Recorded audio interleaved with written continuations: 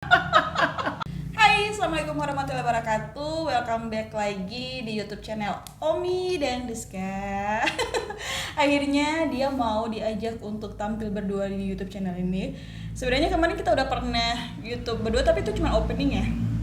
Dan akhirnya aku hapus karena nggak bagus banget. Nah, jadi sekarang karena kita mau ngobrolin soal rantau, karena kita udah setahunan merantau, jadi aku ngajak dia untuk yuk kita bikin podcast soal merantau gitu. Oke, jadi tema kali ini itu adalah cerita kita setahun nggak pulang rumah. Kita sama sekali nggak pernah balik lagi ke Gorontalo ataupun Palu, nggak pernah balik istilahnya. Jadi ya sekarang ayo kita bahas soal kenapa memilih merantau gitu. Apa alasan kamu utamanya kepala rumah tangga memilih untuk merantau? Ya nggak ada alasan, merantau aja. Oke, jadi alasannya adalah Ya nggak ada alasan. ya mungkin nggak ada alasan. Jadi sebenarnya kalau si Ika ini dia merantaunya baru ini, Iya sih. Ya kan? Aku paling banyak cuma liburan. paling jauh liburan. Heeh. Terus ya liburan selama-lamanya liburan ya sebulan udah paling lama ya kan.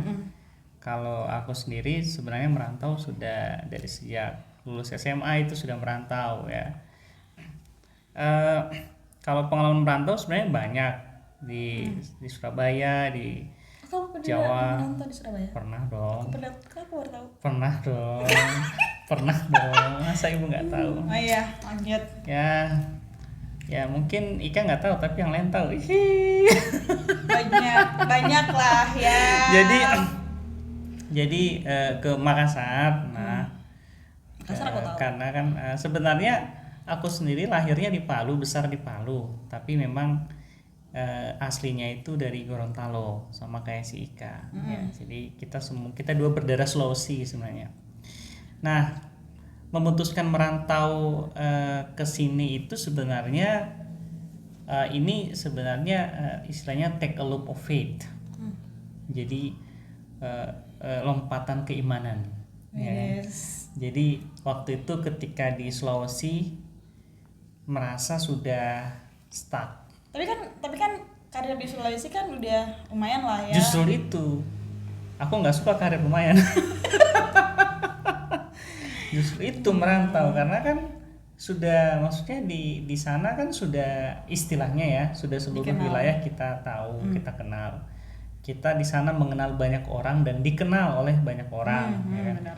Dan akhirnya waktu itu memutuskan pilihannya waktu itu dua, antara mau ke Jakarta sebagai pusat ekonomi atau ke Jawa Tengah sebagai Titik sebentar. bukan, Jawa Tengah itu sebagai daerah produsen istilahnya. Jadi gini sebenarnya ya, ini ilmu juga ya buat teman-teman. Nah sebenarnya secara geografis kita itu membagi wilayah itu ada 3 teman-teman. Wilayah resources, sumber daya, wilayah market, wilayah pasar, dan wilayah produsen yang memproduksi. Nah, kita harus tahu karakteristik dari tempat kita tinggal. Nah, contoh Gorontalo apa? Gorontalo. Wilayah apa? Jadi begini, ciri-cirinya dulu ya. Kalau wilayah produsen itu, Oh kalau ya, wilayah I produsen see. adalah wilayah yang banyak pabriknya. Dia memproduksi banyak hal. Nah, wilayah sumber daya itu dia banyak sumber dayanya, kebun kelapa sawit, pertambangan. Gorontalo mah di Nah, sumber daya. market, yang ketiga, wilayah market itu wilayah yang banyak orangnya, banyak pekerjanya. Jadi dia senang belanja, dia senang gaya hidup, dan sebagainya. Nah, Gorontalo wilayah Sumber daya. Kalau menurut aku. enggak, Gorontalo itu hampir sama kayak Manado, Berarti market. wilayah market. Iya, jadi dia konsumtif, tipikalnya konsumtif. Pabrik-pabrik besar jarang di Gorontalo. Sumber daya juga nggak seberapa. Iya. Ya, jadi dia wilayah market, banyak pekerja. Itu ciri-ciri wilayah market ya. Dan mereka juga sering belanja sih. Nah, Ikut-ikut tren. Kalau DKI Jakarta wilayah apa? Wilayah market juga. Nah, wilayah sumber daya seperti apa? Sulawesi Tenggara, Surabaya. Papua, Oh enggak. Kalimantan. Surabaya itu wilayah produsen karena banyak pabrik, sama kayak di Jawa. Nah, jadi teman-teman sebenarnya memutuskan itu pengen pindah ke wilayah, bukan milih kotanya tapi pindah ke wilayahnya. Wilayah mana sih sebenarnya? Kita dari wilayah market ini. Wilayah market itu karena kita senang belanja, kita senang bergaul, kita senang nongkrong di sana, terus tiba-tiba pikir biar lebih produktif milih wilayah yang inilah yang produsen gitu. Sebenarnya tadinya mau milih wilayah market juga, cuman nanti sama. Kalau ke Jakarta atau ke Makassar kurang lebih pola hidupnya sama dengan di Gorontalo. Tapi kan ramai cuy. Ramai benar. Makanya kita dari wilayah ramai. Ke daerah. Nah, kalau ke wilayah sumber daya gimana? Kalau di sumber daya malah mungkin terlalu sepi mungkin ya, karena daerah sumber daya biasanya masyarakatnya itu lebih tenang, lebih santuy gitu kan.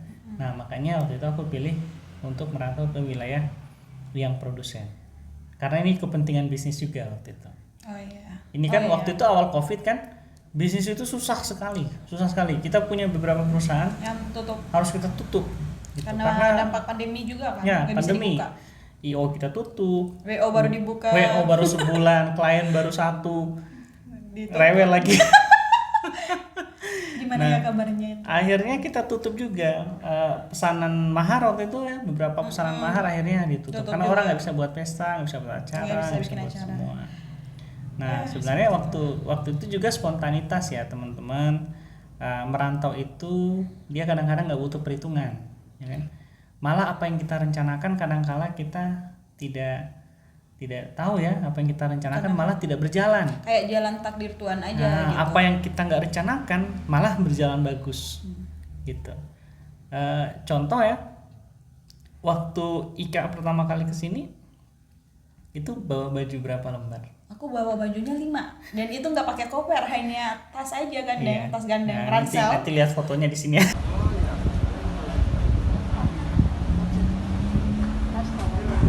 Apa dia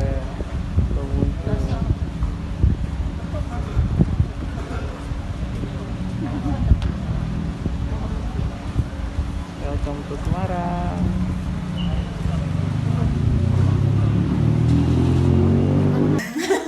Oh iya ada, nanti aku taruh di sini. Jadi waktu itu aku ke sini itu bawa ransel tas 5, pamit ke orang tua bilangnya nanti balik lagi. Tapi waktu itu kita di sana kan sudah punya rumah sendiri, tapi dia nggak pamit mau Merantau. Aku pamitnya nyusul aja gitu. Nyusul suami. Sekedar kayak hanya liburan gitu. Nggak tanya nggak balik-balik udah Ternyata setahun. nggak balik-balik ya. Nah, memang banyak sih persoalan kita, bukannya nggak mau balik ya, tapi kan situasi pandemi ini makin tidak menentu dan terlebih juga wah, itu nggak ekonomis banget kalau harus bolak-balik terus ya kan. Ya. Nah itu makanya. Sementara di posisi pandemi kayak gini kita harus save money. Nah, nggak Tapi boleh by the loyal. way dari 5 baju sekarang berapa baju? Aduh banyak banget. Gini loh, karena aku kan sekarang tinggalnya di Jawa. Jadi bajunya 5, tapi keranjang Shopee-nya 300 Iya, gitu. karena aku udah tinggal di titik center gitu, jadi kayak kan ongkirnya murah cuy. Kadang-kadang kalau misalnya free ongkir ikut promo 88, 99 ini mau dekat 99 itu free ongkirnya jadi 0. Nah itu adalah momen dimana aku harus belanja. Jadi Shopee Berarti terasa banget ya kalau misalnya ditinggal di Sulawesi. Beda. Ongkirnya sama di Jawa. Beda. Kalau misalnya Sulawesi berapa biasanya? 65.000 cuy. 65.000 itu pun kayak 1 kilo. Misalnya 1 kilo lebih 1 itu udah 2 kilo. Padahal timbangannya itu cuma 1 kilo 100 gram 1,1 ya. Iya. Itu Kalau di Jawa berapa ongkos kirim? di Jawa, enaknya di Jawa lebih 1 mereka masih converse gitu, masih bisa untuk dihitungin 1 gitu. Biasanya berapa ongkirnya? Normalnya 15.000. Normal dari Jakarta, Surabaya apa itu 15.000 ya semuanya. Jadi sekarang dia Selama kalau Jawa. dapat ongkir yang di atas 50.000 dia teriak. Padahal waktu di Sulawesi nggak kayak gitu. Fine aja 65.000. Ongkir 65 sudah bersyukur banget gitu. Biasanya malah waduh, harga barangnya lebih mahal daripada.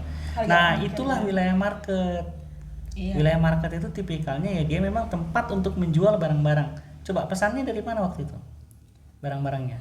Enggak, dari Jakarta paling banyak. Dari Jawa. Dari Jakarta Jawa. itu titik transitnya. Dia sama kayak Makassar. Dia nggak memproduksi, tidak banyak pabrik di Jakarta. Tapi nggak kayak gini. Waktu itu aku pernah belanja kan di Jawa Tengah gitu. Beda sekitaran 70-an. Ongkirnya. Ongkirnya. Nggak, Kalau tapi dari barangnya produksi Jawa. Lebih banyak dari Jawa. Tapi aku lebih milih belinya dari Jakarta langsung, karena kalau misalnya kayak kemarin waktu itu pernah beli di Semarang, lumayan mahal sih. Itu lebih lah gitu. Jadi nggak tahu kenapa ternyata di Jakarta lebih murah. Nah, terus kita lanjut ke tanggapan keluarga pas tahu kita memilih merantau dan nggak balik-balik gitu.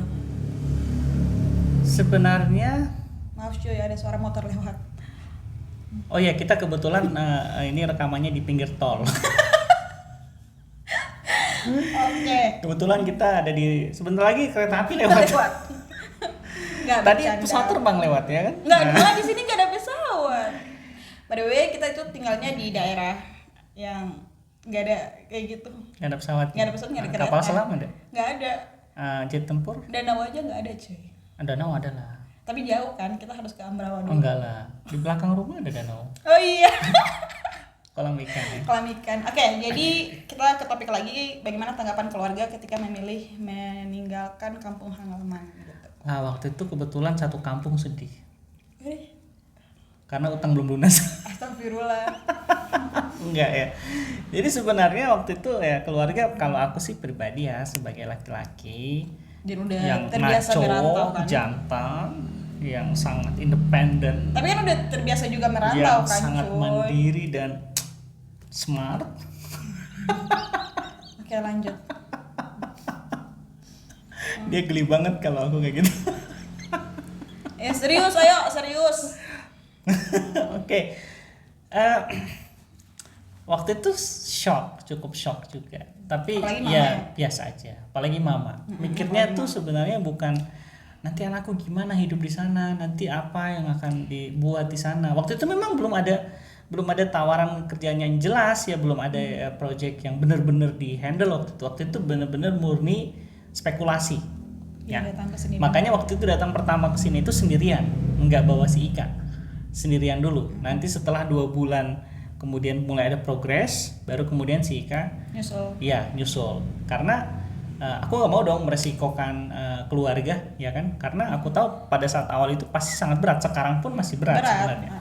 Tapi ya sudah mulai bisa kita adaptasi. Keluarga sendiri yang paling ini tuh mama. Kenapa? Karena kan mama di Sulawesi kan, di Palu ya. Iya, terus kita juga di Gorontalo udah punya semua. Waktu masih di Gorontalo itu, mama mikir kalau misalnya mau liburan ke anak-anak gampang, ya kan? Bisa langsung ke Gorontalo, Palu dekat lah ya. Atau anak-anak mau ke Palu gampang juga, dekat ya kan. Nah sekarang karena jauhnya jarak, mama jadi mikir, mama mungkin ya sudah keletihan kalau harus naik pesawat ke sana kemari. Nah kita juga mungkin mikir juga ya kan kalau mau ke sana. Nah jadi sebenarnya yang berat hati itu mama, belum mikir aset yang kita tinggalkan di sana. Nah kan di sana kan kita punya banyak aset, dan keputusan berangkat dan merantau itu sebenarnya sangat spontanitas, jadi nggak direncanakan. Nah akhirnya ya kita harus meninggal. Mama pusing waktu itu, aduh ini kemana ini aset. Terus Cuman aku mikirnya banyak barang. Aku mikirnya ya enggak lah, kita nggak perlu khawatir kalau soal rezeki, karena menurutku ya ada di konten yang salah satu konten di YouTube ini nanti kita upload itu tentang membahas tentang rezeki, bahwa rezeki paling rendah itu sebenarnya adalah harta benda. Paling di bawah itu rezekinya, karena dia nggak berkembang, dia akan statis. Rezeki lain yang berkembang tuh kayak pertemanan, keluargaan, persahabatan, kesehatan, ilmu, pengetahuan. Ini kan nggak didapat kalau kita nggak merantau. Ya kan? Seenggaknya dengan merantau kita melihat banyak hal di luar sana. Budaya, perbedaan budaya. Yes, culture shock. Ya kan culture shocknya juga banyak sih kalau di sini ya. Itu sih kalau si Ika gimana tanggapan mama waktu itu? Oh ya, tadinya kan aku cuma bilang kayak gini, mah aku pamit ke Kak Omi paling 2 bulan. Aku pamit juga kan di papa kayak gitu sama mama Iya. Pamitnya cuma 2 bulan. Oh iya, nggak apa-apa. Terus tiba-tiba nelfon dong pas waktu dia mau jual-jual barang isi rumah. Loh, kok nggak mau pulang? Iya, nggak mau pulang nih di sini terus sampai akhirnya waktu itu kan sempat aku dioperasi. Itu kan diminta pulang, nggak mau, nggak apa-apa. Bukan nggak mau sih, gini loh, aku mikirnya kayak buang-buang ya cuy.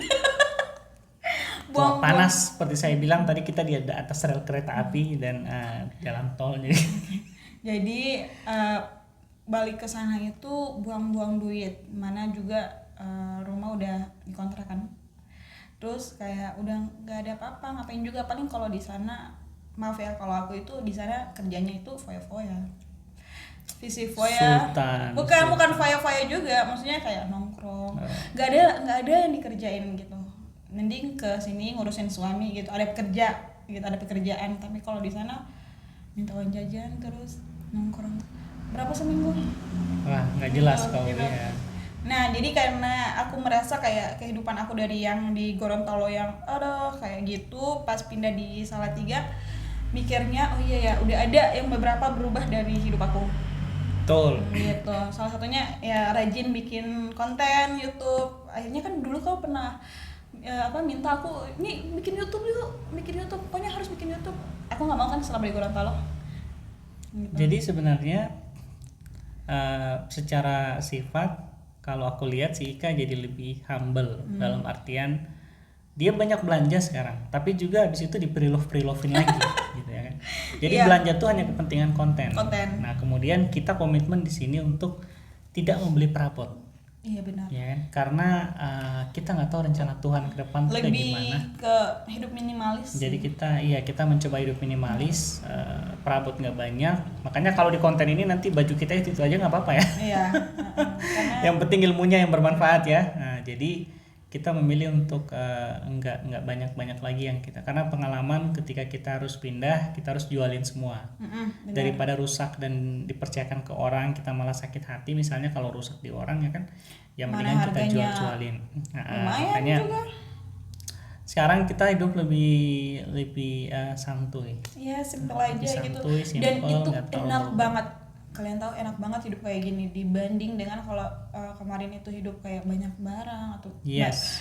hidup kayak uang itu habisnya hanya seminggu. Mikirnya nggak mikir gitu kalau belanja gitu. Tapi kalau sekarang kan belanja habis itu di preload. Nah, itulah kenapa kita memilih pindah di daerah produsen. Karena mikir kita adalah mikir produktif. Kalau kita di daerah market, mau nggak mau kita terpengaruh dengan situasi. Iya benar. Ya kan? Jadi dengan lingkungan kita juga. Karena di sana orang sering nongkrong. Iya. Tapi ada lagi yang nanya nih misalnya, tapi kan saya hidup di daerah market, gimana dong? Apakah nggak bisa menghindar? Lo bisa, siapa bilang nggak bisa, ya kan? Tidak salah ketika kita pilih hidup di daerah market. Malah itu menjadi peluang besar jika kita pintar mengambil itu sebagai sebuah peluang. Misalnya kita jualan di sana, jualan barang-barang branded itu cukup laku daerah market. Iya. Jualan barang-barang yang mungkin secara fungsi nggak terlalu, tapi secara brand itu ngangkat, nggak apa-apa, bisa. Dan bahkan Cabo aja laku coy. iya, makanya kan pasar-pasar Cabo mereka tahu nggak sih, Oh ya, jadi kalau di pasar-pasar barang pre-love ya kalau kayak di gitu. daerah sini tuh namanya baju branded. Preloved. Enggak, Preloved baju branded. enggak, baju-baju ini loh, cakar bongkar kalau di sana kan. Iya. Ya nggak tahu apalah, pokoknya kayak gitulah ya namanya. Nah itu sebenarnya di sana cukup laku. Nah berada di daerah market kita sebenarnya harus menyesuaikan. Sebenarnya tidak salah kita baik berada di daerah resource mau berada di market atau produsen. Yang penting tuh pintar menyesuaikan. Nah kenapa kemudian Sika jadi humble? Karena selama setahun di sini dia kesana kemari di sini dan ngelihat orang-orangnya tuh santai Beda-beda, banget. ya. Santai banget. Jauh banget. Gila. Pakaian mereka kadang Iya. itu aja, sepatu, sendal, kemudian mereka nongkrong aja. Aku ingat awal ke sini semingguan kali ya, waktu diajak keliling ke mana itu Pancasila. Ya, aku ingat banget gitu kan. Ya gila, mereka bawa ke mobil cewek tapi pakainya santai banget gitu. Iya memang karena kan Baju polosan, celana kayak kalau di Gorontalo itu celana tidur. nah, sebenarnya daerah kita ini termasuk sebenarnya daerah, kalau istilahnya itu daerah yang cukup tenang karena ini daerah transit. Banyak ini juga. Ya, ini ada di tengah-tengah, jadi dia Banyak perantau. dia semi market sih sebenarnya, karena dia selain banyak pabrik juga banyak toko-toko. Nah ya, nggak ada mall. Mallnya ada tapi nggak sebesar atau nggak seperti mall-mall yang Kota-kota seperti besar. Jakarta gitu. Nah tapi sebenarnya ya, kita bersyukur bisa tinggal di sini karena banyak hal yang bisa kita pelajari. Ya, orang-orangnya juga baik-baik banget. Aku punya teman tuh namanya Ajeng, mau ngurusin aku. Terima kasih Ajeng, the best. Nah jadi kalau untuk keluarga aku ya mama, karena aku udah bersuami, kalau ikut suami ya nggak apa-apa. Ya sih. Oke, jadi kita ke topik berikutnya, yaitu adalah pengaruh baik buruk apa yang terjadi selama merantau. pengaruh Sebenarnya baik buruk apa yang terjadi selama merantau? nggak baik buruk juga sih, sebenarnya semua baik ya. Lebih tepatnya itu ke tuh kan motor lewat. Motor, maaf ya, karena rumah kita itu ini rumah jalan. Ya, di atasnya helikopter, bawahnya kapal selam ya. Benar. Enggak, ini bukan soal baik buruk ya sebenarnya. Sebenarnya ini lebih soal kita perbedaan budaya aja. Jadi memang ketika pertama kali merantau, mau nggak mau kita akan mengalami namanya culture shock. Jadi kita ada namanya kejutan budaya. Kejutan budaya itu hal-hal yang nggak ada di tempat kita tapi ada di sini. Misalnya makanan, ya kan? Makanan di sini tuh beda sama makanan yang ada di Sulawesi kan. Sulawesi makanannya itu pedes, cenderung panas, ya kan? Dan bumbunya sedikit tapi kerasa banget, ya. Nah kalau di sini itu lebih cenderung manis dan kayak soft gitu kalau di lidah ya. Jadi itu kan perbedaan kebiasaan saja. Yang berikut cara masyarakat bersikap, ya kan? Kayak ya kan, kalau di sini tuh semua humble ya, maksudnya suaranya pelan-pelan semua. Wah kalau di sana maklum kalau di sini tuh daerah pegunungan. Nah kalau pegunungan itu tipikal masyarakatnya ya kayak gini, misalnya di gunung itu kan tenang aja, kita berbisik saja kedengaran. Kalau kita daerah pesisir pantai, ya. Nah di pesisir pantai itu orang harus teriak-teriak karena suara itu terbawa angin. Jadi kita tuh kebiasaannya berteriak, dan orang Sulawesi itu biasanya suaranya gede-gede banget. Aku aja nih orang Sulawesi, menurutku suaraku paling calm. Kalau daerah kita, aku teman-teman sering bilang suaramu kayak suara cewek. Tapi di sini orang bilang suaramu keras banget gitu ya kan. Aku pernah punya pengalaman waktu itu, waktu awal kelas 3 kan. Aku cerita waktu anak kos. Nah. Jadi aku pernah nih punya pengalaman ngekos di daerah sinilah ya ceritanya. Ketemu tuh sama anak orang Manado juga. Kita kan ngobrol tuh kan, kalau Sulawesi, dari mana gitu kan, bahasa nada tinggi juga. Terus si yang penjaga kosnya bilang, itu cewek-cewek lagi bertengkar, padahal emang udah kayak gitu cara ngomongnya. Jadi waktu itu dia mau jemur kain kan di atasnya.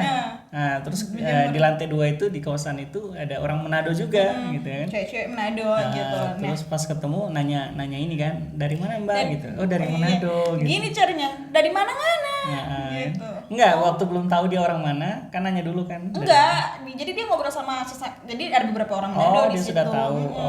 Jadi dia ada beberapa orang Manado di situ. Jadi dia ngobrol tuh pakai bahasa Manado. Nah, aku juga nimbrung gitu kan, sama-sama Sulawesi gitu. Terus aku kan di bawah itu di kamar. Aku ngeliat nih orang-orang di bawah ini udah ngumpul. Penjaga kosnya udah ngeliat gini, udah ngeliat. Ini kenapa ya?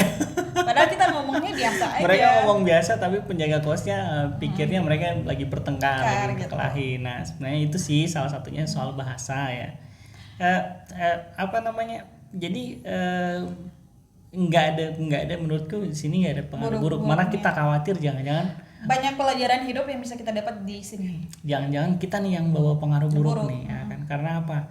Menurutku ya, ini pendapat personal, bahwa lebih mudah bagi orang Sulawesi atau Indonesia Timur merantau ke Jawa daripada orang Jawa yang merantau ke Indonesia Timur, begitu. Kenapa? Ini dari segi culture shock tadi, bahwa ya mereka tiba-tiba ada di situasi di mana semua orang berbicara keras, tegas, dan nggak basa-basi, bahkan ya kadang-kadang sedikit kalau udah berteman dikit maki-makian ya nggak apa-apa ya kan. Dan kalau misalnya tipikal orang Sulawesi kayak aku tuh kemarin kan, aku langsung ceplos-ceplos aja gitu, nggak mikirin perasaan orang. Enggak, ya kan. Nah, sementara di sini kita lihat orang lebih hati-hati kalau mikir dulu sebelum berkata. Mereka hati-hati, mereka nggak bicara. Mereka nggak bicara langsung, mereka menyampaikan maksud itu nggak langsung, tapi ada kata-kata yang harus dipikirkan sebelum dikeluarkan. Itu pelajaran berharga loh sebenarnya, penting loh sebenarnya. Gitu. Dan di sini ngobrolnya itu ya nggak ngobrol-ngobrol ngaul. Lo tau nggak sih kalau misalnya di Gorontalo kan bahasanya Carlota. Oh iya. Kalau di sini nggak ada tuh. Sebenarnya, mungkin ada, cuman selama ini aku nggak dapat gitu, nggak pernah ngomongin hal-hal yang gitu. Ya sih, ya. Bagus lah ya sebenarnya. Jadi penting untuk memilih kota tempat di mana kita akan merantau karena kita harus sesuaikan juga dengan karakteristik kita. Ya, dan satu ini bagi perantau, mentalnya dikuatin, ya kan? benar. Jangan cepat down, jangan cepat tersinggung, jangan cepat marah. Nanti kalau cepat tersinggung, wah itu sulit, ya kan? Ngomong-ngomong soal humble nih, aku punya beberapa teman kenal aja di Instagram gitu, nggak pernah ketemu. Cuman aku bilang aku masih baru nih di Salatiga begini-begini. Tapi sampai detik ini mereka masih suka sapa. Tadi aja dia masih komen. Namanya Kak siapa ya namanya itu? Kak Febri ya. Nah, nggak pernah ketemu tapi humble waktu aku masuk rumah sakit. Oh gini diucapin gitu. Humble aja gitu. Padahal belum pernah ketemu tuh. Tapi sama dia di Ambarawa. Oh gitu. Itu sih teman-teman, kalau dari aku pengalaman baik dan buruk yang terjadi nggak ada, tapi yang ada baik semua. Banyak pelajaran hidup yang bisa kita dapat di daerah ini.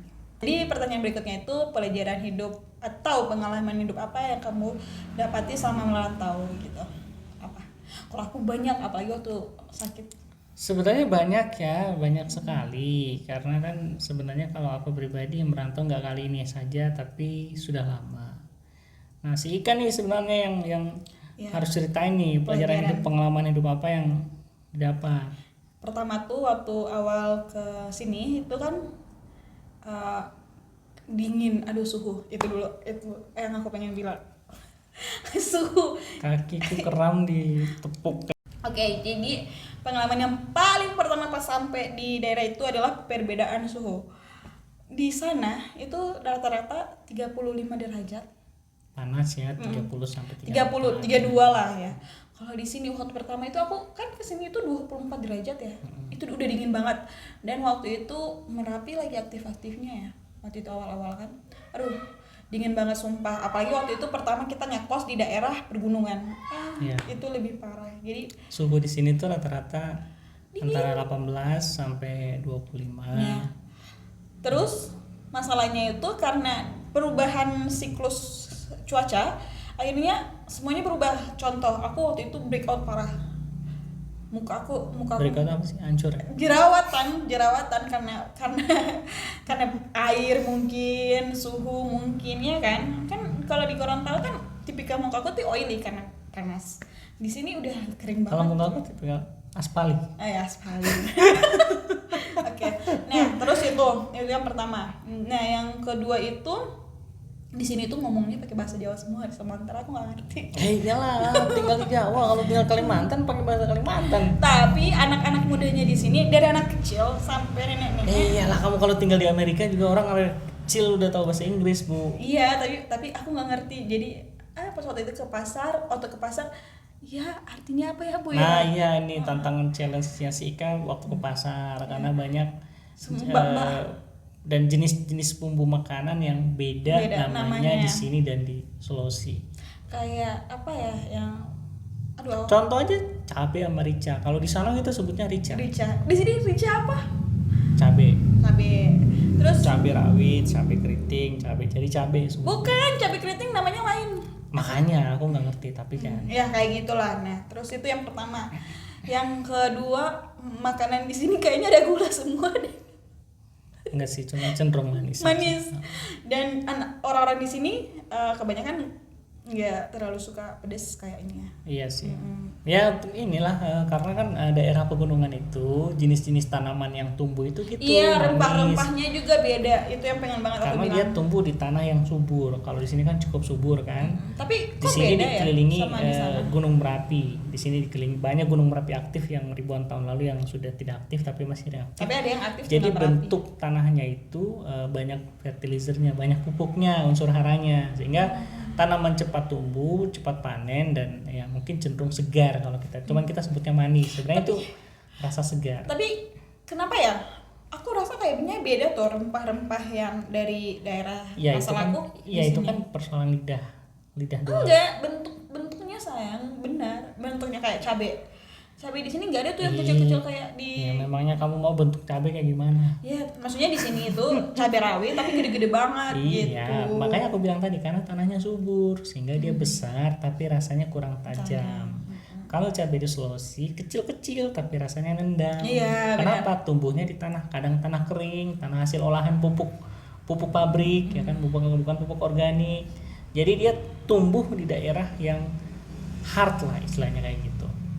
Nah, jadi itu membedakan. Nah, Iya. sebenarnya Rasa sekarang ini jahe kunyitnya juga beda. sekarang ini udah kita sebenarnya sudah menyesuaikan sih, sudah tidak terlalu seperti pertama kita Pertama. kesulitan gitu untuk cari makanan. Tapi ya, Setiap hari nah ada ini nih, geprek. ngomongin ini pelajarannya apa sih sebenarnya, pengalaman hidup apa yang didapat? Ya paling banyak bersabar. Karena di sini udah dari awal kan udah tujuan, bukan dari awal, dari udah kayak 3 bulan udah sepakat hidup minimalis kan. Kalau misalnya di Gorontalo semuanya serba ada. Di sini cuy kagak ada, itu mungkin jadi pelajaran hidup aku. Jadi terus aku udah mulai jadi open minded. Itu pikiran-pikiran aku terbuka. Itu karena setiap hari itu ngobrol sama orang-orang di sini itu ilmu. Contohnya sama Ibu Ria, ya pasti pembahasan kehidupan, gitu kan? Nggak berbicara ngawur gitu, tau nggak? Dan bicaranya ngawur. Terus waktu aku sakit, nah itu, jadi waktu aku sakit itu sebisa mungkin kalau sakit itu kan sakitnya parah lumayan, bayangin operasi sakitnya luar biasa. Nah, terus aku harus kuatin diri gitu. Jadi waktu itu kalau biasanya nih kalau sakit itu suka manja. Nah, kalau di sini nggak boleh manja, harus kuat. Karena kenapa? Karena suami kerja, kalau nggak kerja juga kita mau makan apa cuy? Nah, yang keberapa nih? Next aja gitu. Jadi apa aja tips trik agar betah di perantauan? Nah ini mungkin kaum, karena kaum yang udah punya pengalaman banyak soal merantau gitu. Pertama, jangan rencanakan apapun, ya. Jangan berencana. Pokoknya kalau mau merantau itu jangan berencana, karena nggak guna. Biasanya kita malah nggak ada rencana kita yang terwujud, terrealisasi kalau kita banyak berencana. Jadi kalau mau merantau aja.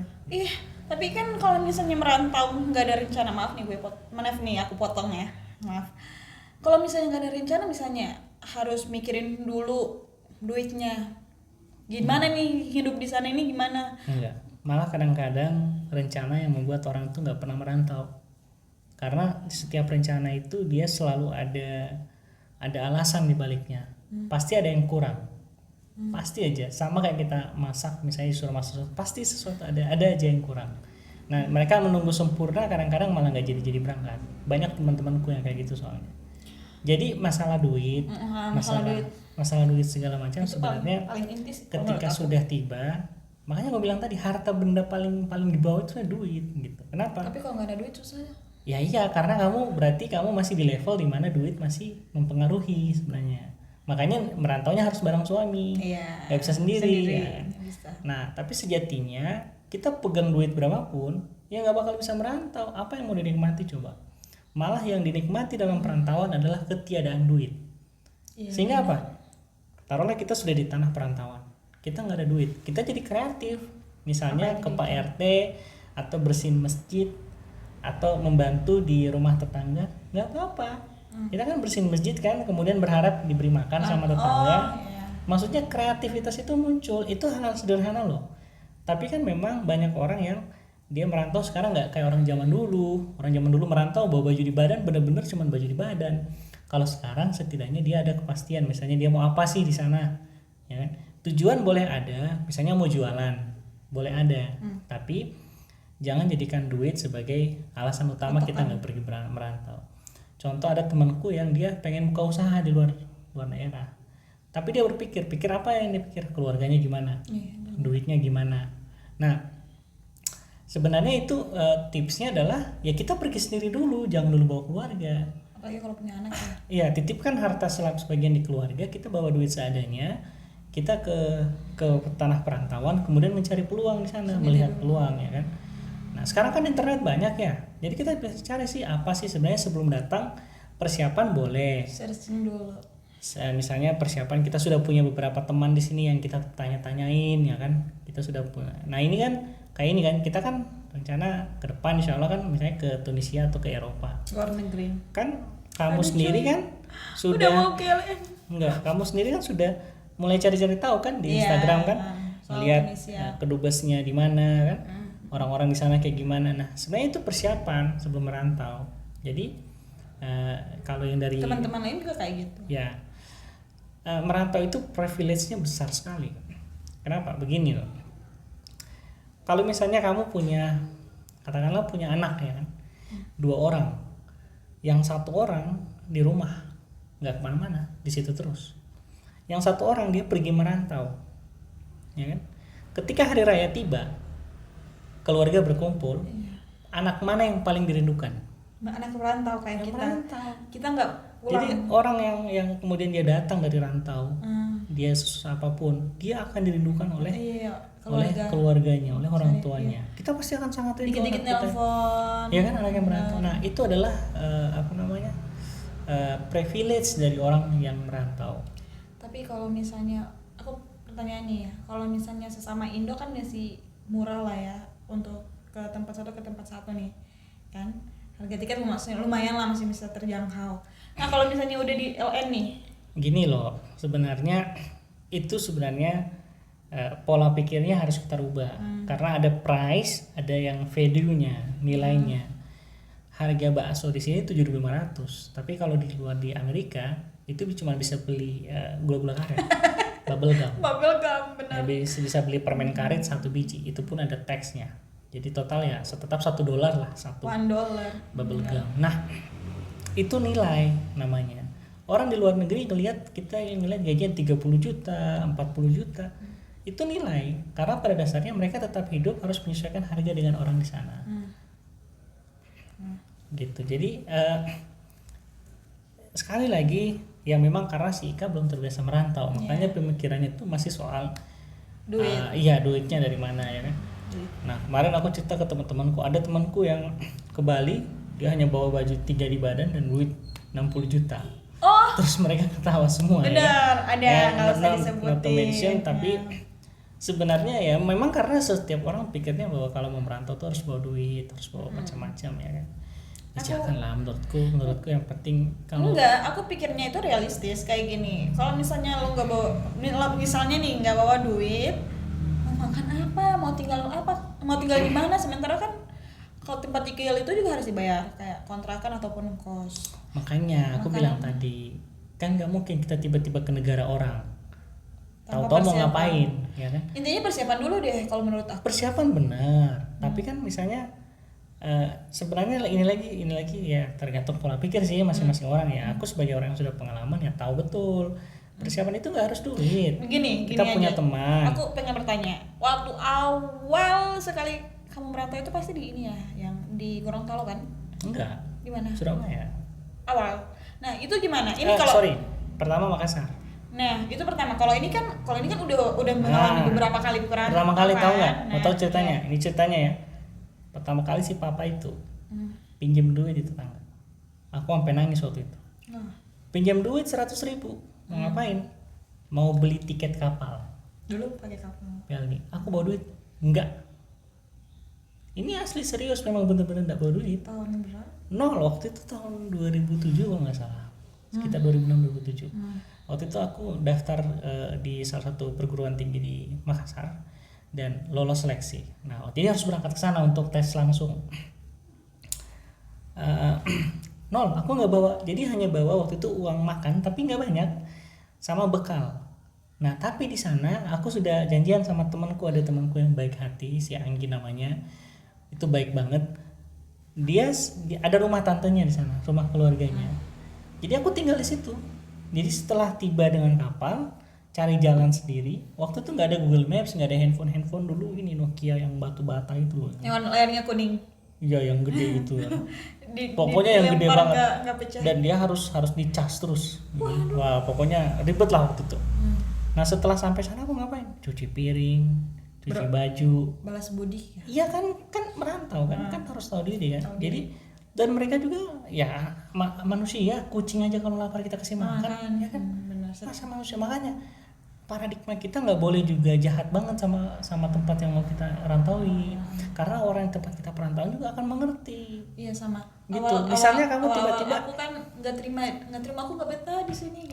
Misalnya tiba-tiba kan datang kan, kayak aku bilang tadi kan, kalau kita kreatif tiba-tiba datang ke rumah orang, Pak maaf Pak, ada kerjaan nggak? Aku perantauan dan saat ini lagi susah ya kan? Butuh makan Pak. Kalau ada kerjaan bolehlah aku deh. Kucing aja datang yang dikasih makan, masa manusia datang nggak dikasih makan kan? Makanya orang-orang itu semua baik sebenarnya. Kalau kita niatan kita baik, kita di perantauan akan ketemu dengan orang-orang baik juga. Tapi tergantung perilaku kita sendiri. Iya. Ya nggak mungkin kita todong-todong orang minta makan kan, nggak mungkin ya, jadi preman kita dong. Setidaknya baik-baik lah ya sebagai anak perantau. Ya jadi itu ya, itu tips dari aku. Dan yang paling penting selain itu adalah tadi yang pertama, jangan rencanakan. Lebih baik ada tujuan tapi nggak ada rencana, itu lebih baik, karena dunia perantauan itu rahasia, kita nggak bakal tahu bagaimana. Dan kita selalu ada tempat untuk pulang. Kalau kita gagal kita balik. Kayak game aja ini. Ketika mati misalnya di game ya, kita punya peluang untuk mereset ulang dari awal dan lebih baik lagi ke depan. Nah aku juga di Makassar nggak berhasil, pulang juga gitu setelah gagal tes, akhirnya balik lagi ke Kota Palu waktu itu. Ya tapi ada pengalaman berharga. Ke Surabaya juga begitu, nggak perlu duit apa-apa, tinggal di rumah orang, cuci piring, Surabaya aku nggak tahu sama sekali ceritanya. Itu waktu itu masih, setelah SMA itu jadi nggak kuliah kan, mau pilih kerja. Nah waktu itu Gorontalo itu udah yang terakhir sebenarnya. Oh berarti karena di Surabaya itu ada lowongan kerja gitu? Nggak ada lowongan kerja, jadi kesana ikut orang, ada rumah keluarga di sana. Nah tapi kemudian ya sama kayak aku bilang tadi, gagal juga di sana, ya udah balik. Dan ada beberapa saudara-saudara kita juga kan yang di Jakarta juga ceritanya kayak gitu kan. Makanya aku bilang orang-orang Erik, itu, apalagi Erik, orang-orang itu kadang-kadang mikir kalau wah perantauan harus bodoh gitu dan sebagainya. Justru di tanah rantau lah kalian mencari rezeki sebenarnya ya. Jadi jangan, banyak orang yang nggak jadi merantau gara-gara mikir soal itu terus, akhirnya nggak jadi merantau. Menjadi perantau itu privilege-nya luar biasa sekali. Ingat teman-teman, ini satu yang aku mau kasih tahu terakhir nih ke teman-teman. Satu aja nih titip pesan. Kita juga mau close. Bahkan karena itu udah mau close nih, nomornya udah mau penuh ya. Okay. Bahkan para nabi tidak dihargai di tempat kelahirannya. Dalam loh ini. Bahkan para nabi tidak dihargai di tempat kelahirannya. Makanya merantau. Coba lihat orang-orang yang dari perantauan pulang lagi ke daerahnya, apa yang terjadi? Wah, dihargai banget. Dipikirnya udah bos. Rasulullah SAW ketika dia di Mekah tidak dihargai, dia ke Madinah. Setelah pulang dari Madinah dia melakukan penaklukan Mekah. Ya, nah maka dihargai. Gitu. Jadi teman-teman, merantau atau dalam bahasa agamanya hijrah itu penting sebenarnya ya. Memindahkan tempat kita supaya kita juga dapat pengalaman baru, kita tidak di situ terus ya kan. Si ikan ini kalau nggak kesini mungkin kerjanya nongkrong terus. Tiap minggu minta kirim duit cuma untuk nongkrong ya kan. Nggak jelas hidupnya. Nah sekarang lebih humble, lebih tahu menghargai. Karena kita juga sering berpindah-pindah, maka barang kita juga nggak banyak. Itu enaknya. Nah teman-teman, seperti itulah nanti kita hidup di perantauan ya. Maupun hidup nggak di perantauan pun, misalnya kita sudah punya pekerjaan yang cukup bagus di daerah kita, nggak apa-apa. Tapi selalu ingat bahwa di dunia ini kita ini hanya pengembara. Perjalanan kita panjang, maka hanya bawa apa yang penting dan kita butuhkan. Nggak perlu untuk perabotan-perabotan. Meninggalkan daerah asal dan segala kenyamanannya untuk pergi ke daerah lain yang kita nggak ngerti seperti apa. Baik menuntut ilmu maupun mencari kerjaan, sebenarnya adalah semua kemuliaan. Ya kan? Aku sih respect banget ke teman-teman yang saat ini bertahan hidup dari perantauan, terutama situasi lagi susah seperti ini. Kita ngerti pasti sulit ya, tapi ya semoga kita semua tetap dikuatkan. Terima kasih, itu saja mungkin ya podcast kali ini. Kita akan lanjut dengan podcast yang lain dengan tema-tema yang lebih menarik. Ya benar. Nanti kalau misalnya kalian punya saran, mau kita bahas tema apa, mungkin bisa langsung ke kolom komentar aja. Gitu. So, yaps, aku Rizka pamit. Dan Omi di sini guys. Kami undur diri dulu teman-teman. Terima kasih sudah menyaksikan. Nggak usah komen, nggak usah like, subscribe. Kalau ini bermanfaat bagi kalian, ya itu cukup bagi kami. Ya. Terima kasih sudah menyaksikan. Assalamualaikum warahmatullahi wabarakatuh. See you. Bye bye.